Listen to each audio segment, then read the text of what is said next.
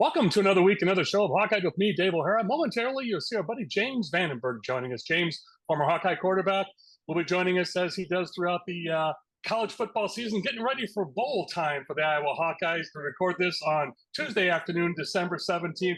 Let's just stick with what we have right now before we get into futurizing Tim Lester, offensive coordinator, with the quarterback situation. But it looks as though Brendan Sullivan is going to be ready to play against the Missouri Tigers, the 19th ranked Missouri Tigers, on Monday the 30th in the Music City Bowl from Nashville, 1:30 p.m. kick on ESPN. The 8-4 Hawkeyes, 6-3 in the Big Ten, facing the 9-3 19th ranked Missouri Tigers. So, James, talk to us a little bit about what's going on in the prep room for QBs, especially Jackson Stratton, but primarily with Brendan Sullivan during these quote unquote off weeks in prep time for bowls, James. Yeah, I mean, obviously there's more chaos going on than normal, but in general, we've talked about this previously. I mean, this is a building learning time. We got to remember, like, Sullivan's still only been on campus for a year, so it's still good reps, good time with the team, Devo, as they call it. Any younger person's taking a lot of reps now, so just a lot of good work right now. And then at some point they'll get pretty Missouri specific. And that's the question I had for James Morris last week, and we'll shift it to you from the defensive side of the ball.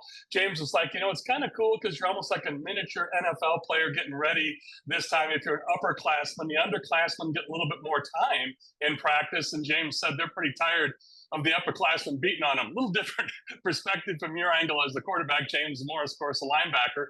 But what was your perspective in quarterback, underclassmen to upperclassmen? A little bit more reps as an underclassman QB during bowl prep?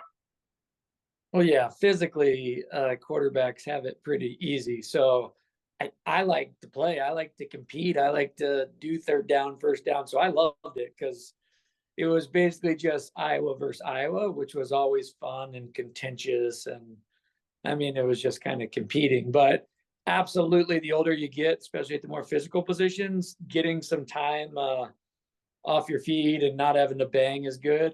And from a QB perspective, I loved it when we would get to somewhere warm. After throwing in the cold for the last 6 or 8 weeks, throwing somewhere warm made me feel like I could throw it an extra 10 yards.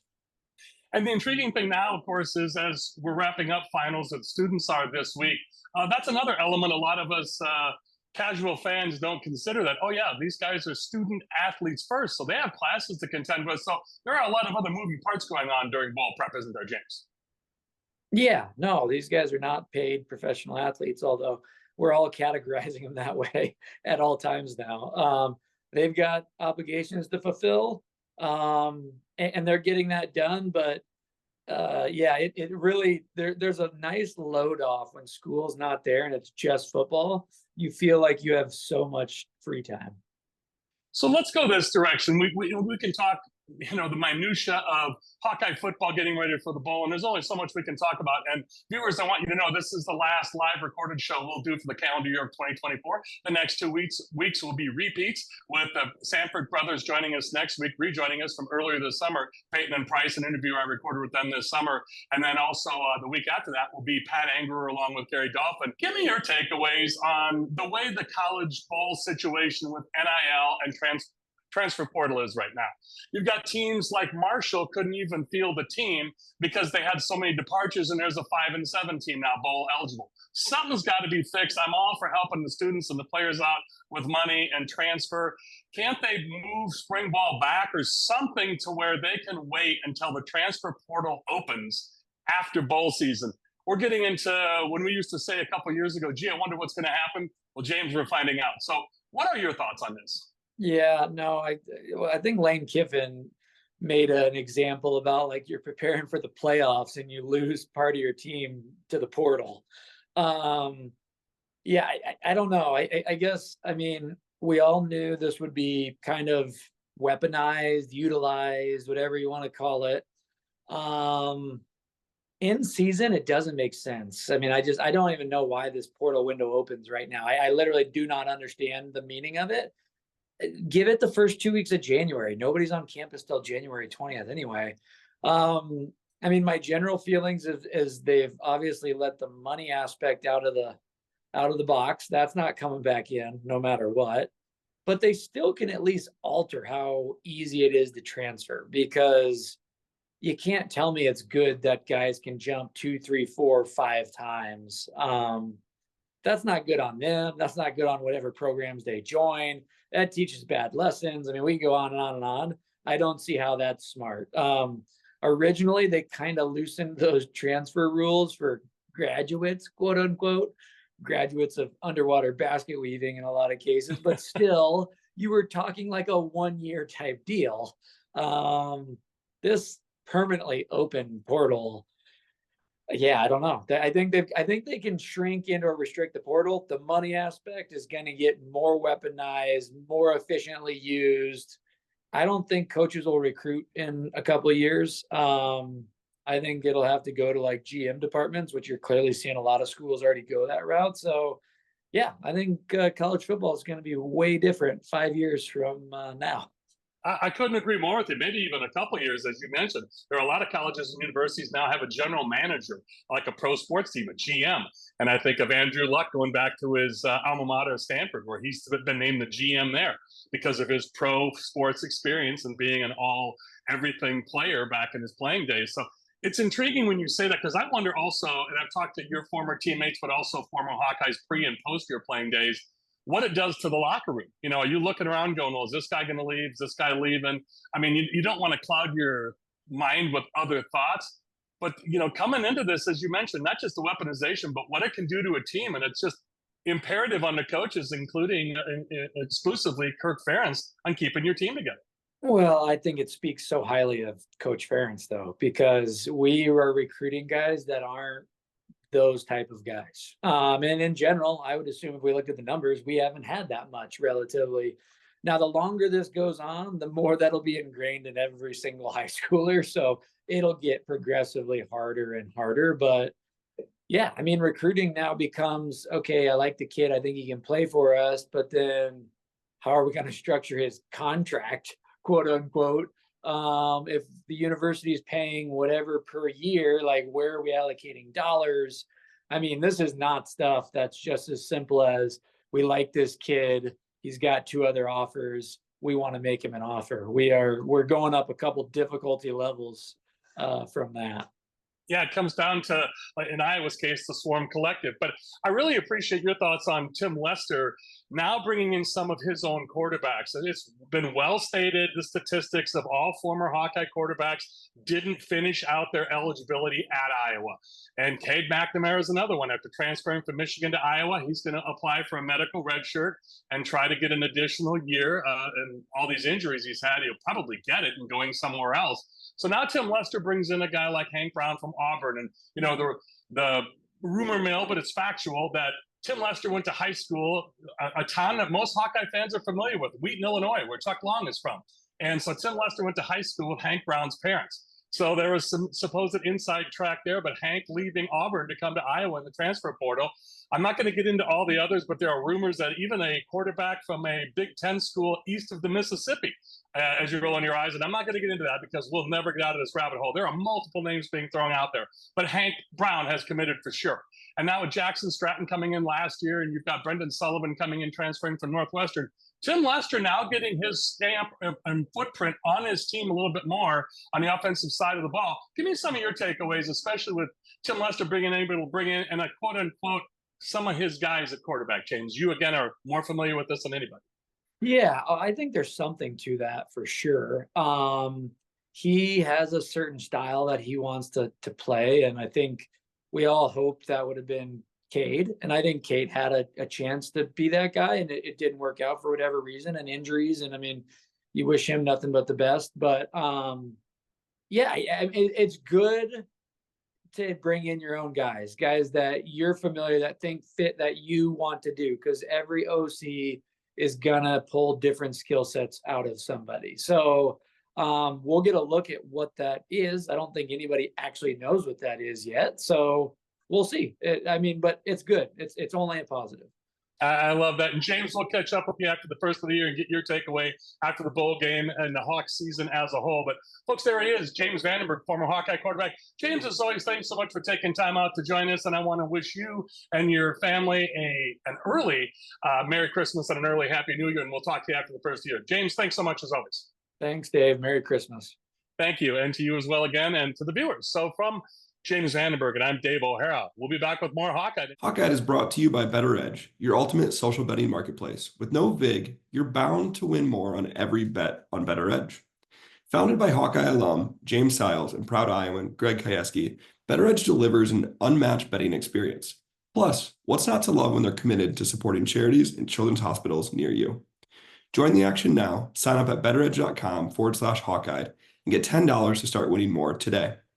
Better Edge, where your social betting means your bets go further and you win more. Welcome back to Hawkeye with me, Dave O'Hara. Thanks again to our good buddy James Vandenberg for joining us in the first segment. Now we have momentarily, you'll see Doug Wagner on the screen. Doug, of course, the voice of Eastern Iowa with iHeartMedia, WMT, and the other properties throughout the state of Iowa. Hosts the morning show, hosts pregame and postgame shows for the Hawkeyes, which, of course, as you know, WMT, one of the flagship stations of iHeartMedia and the Iowa Hawkeye Radio Network.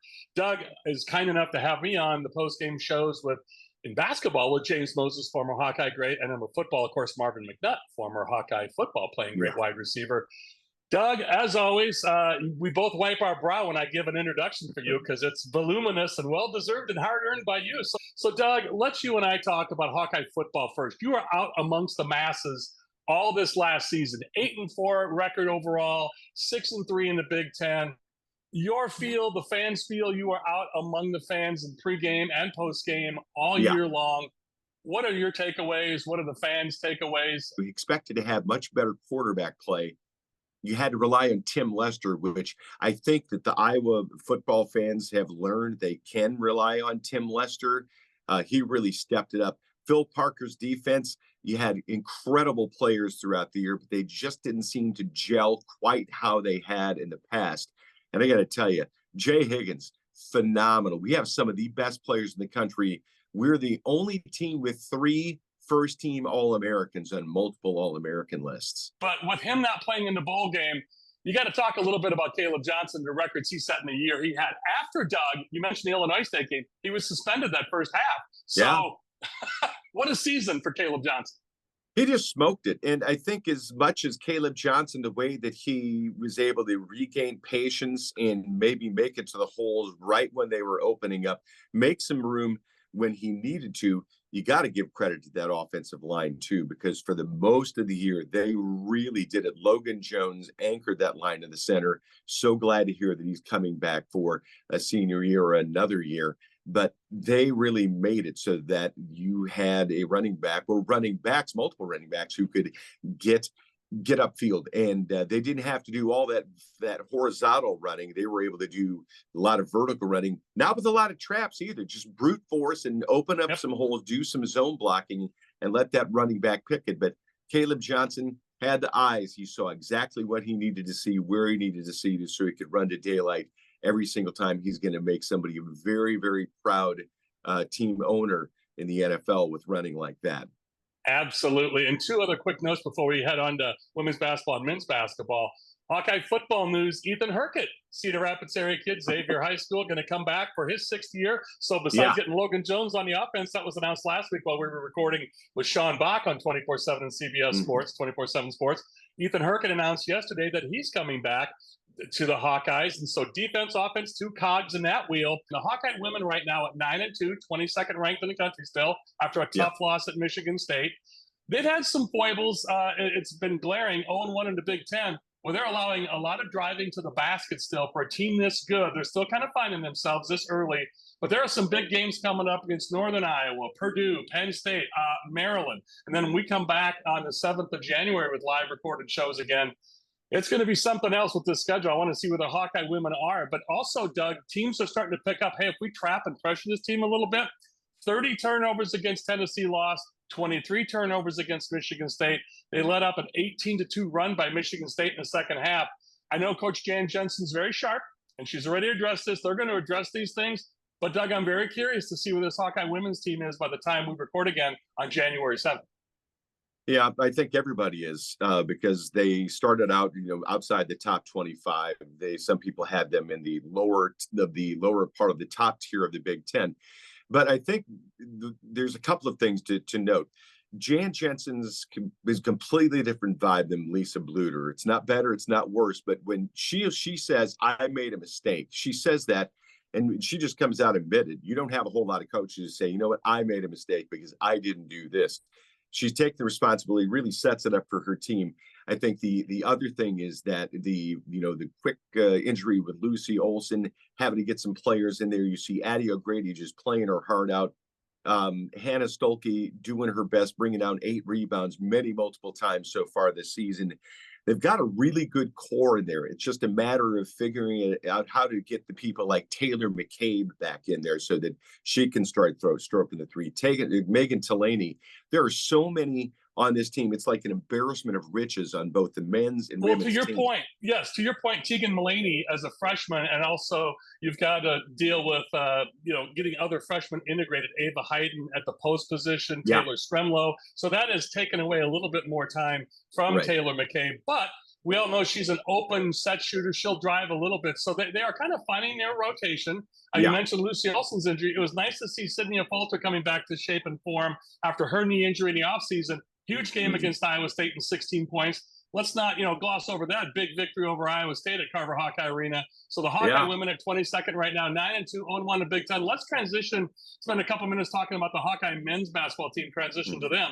8-3 overall, 1-1 in the Big Ten. And I don't want to play a shoulda, coulda, woulda game, Doug, but we shoulda, coulda, woulda be talking about Hawkeye victories at Michigan. Yes, they coulda, shoulda, woulda lost at Carver Hawkeye against Northwestern. Some tough games upcoming for Hawkeye men as we record this again on Tuesday afternoon, December 17th.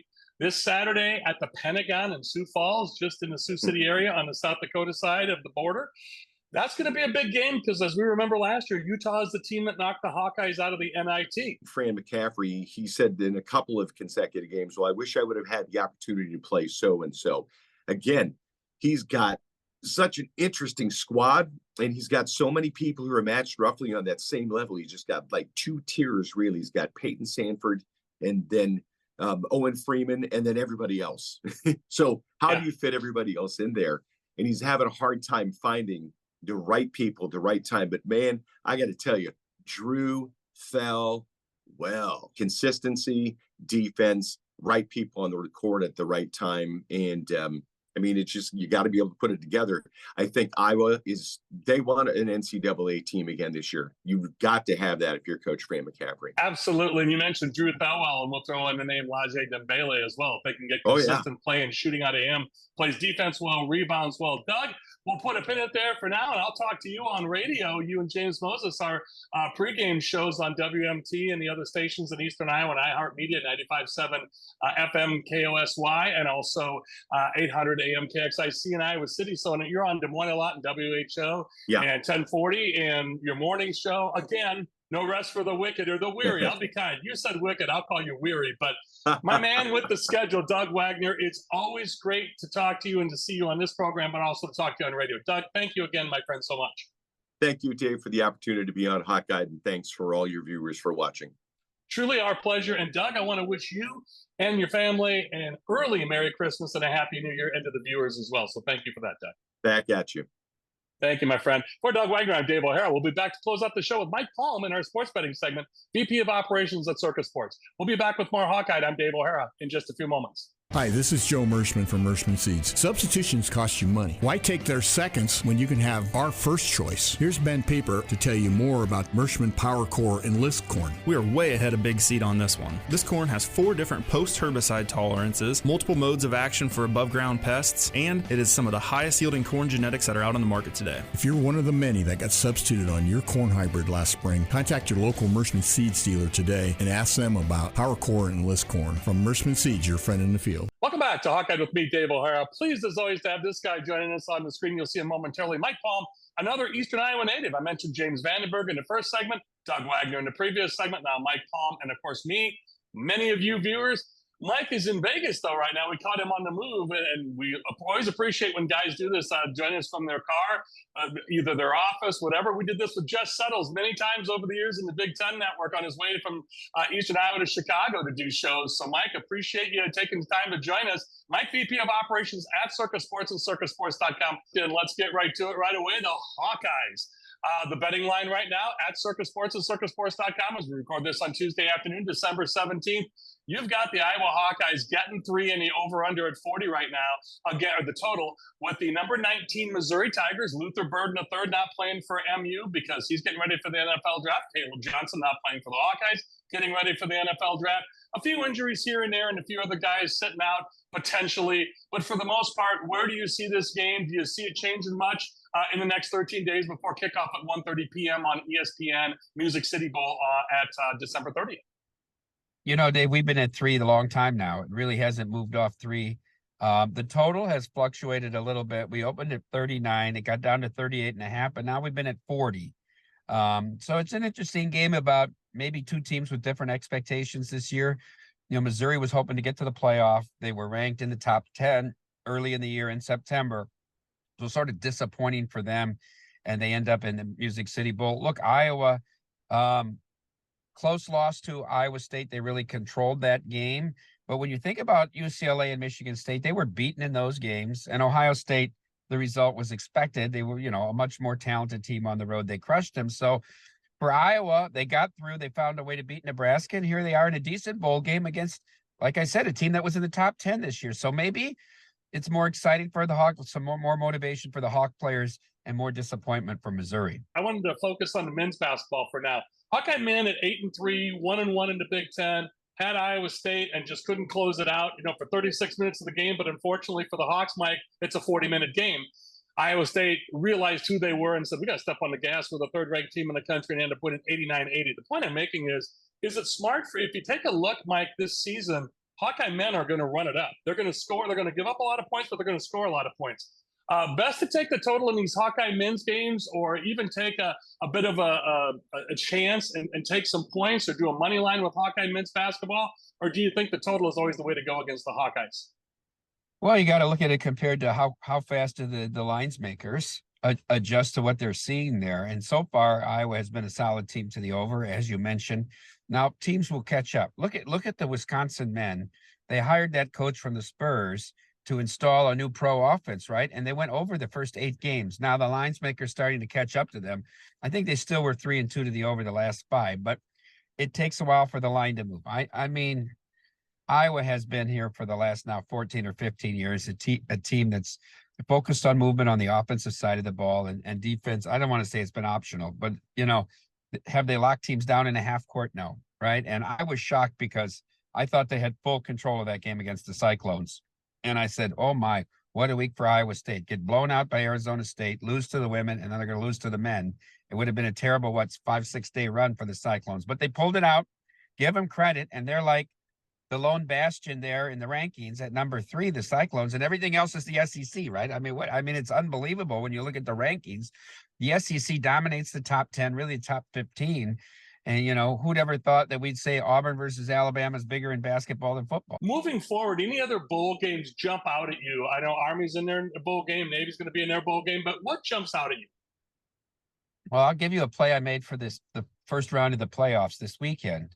And the numbers moved in the direction I bet it at. I bet it at under 48.5. It's down to 47 now. That's Tennessee against Ohio State. I think that's going to be maybe the highlight game of the weekend, although as a Notre Dame grad, if I could be on campus Friday night for Indiana at Notre Dame the Friday night before Christmas, that would be something special. But since I can't be there, being at the world's largest sports book, I guess is the next best option.